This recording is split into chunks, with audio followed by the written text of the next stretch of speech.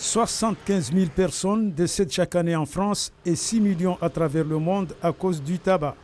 Selon l'Observatoire de santé publique de l'océan Indien, 11% de personnes de plus de 15 ans à Mayotte sont des fumeurs plus ou moins réguliers. C'est un chiffre qui est important par rapport à notre département, même si ça s'avère un peu moins qu'à métropole, compte tenu que ce n'est pas un produit qui est donc fabriqué sur place, mais importé, estimé à peu près à 58 tonnes d'importation donc de tabac et surtout la cigarette conventionnelle.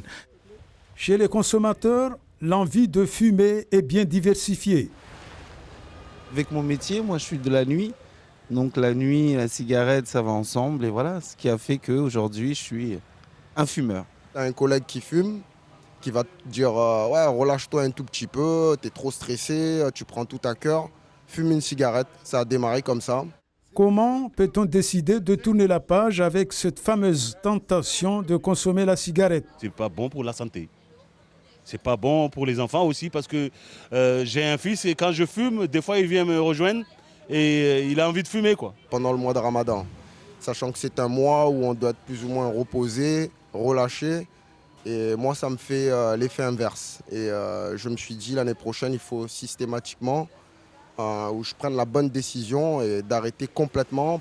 La nouvelle génération est particulièrement concernée par les conséquences néfastes de la cigarette, notamment les scolaires comme ici au lycée Younoussa Bamana, l'un des établissements les plus fréquentés de Mayotte.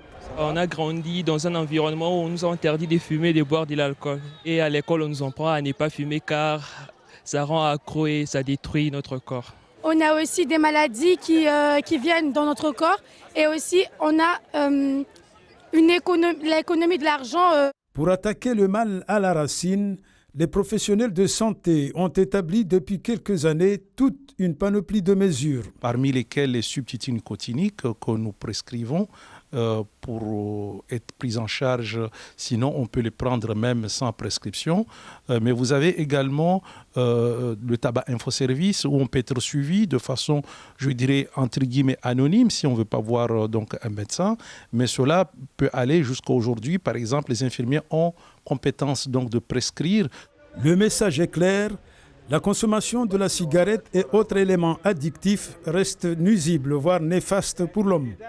Plus on s'en abstient, mieux on se porte.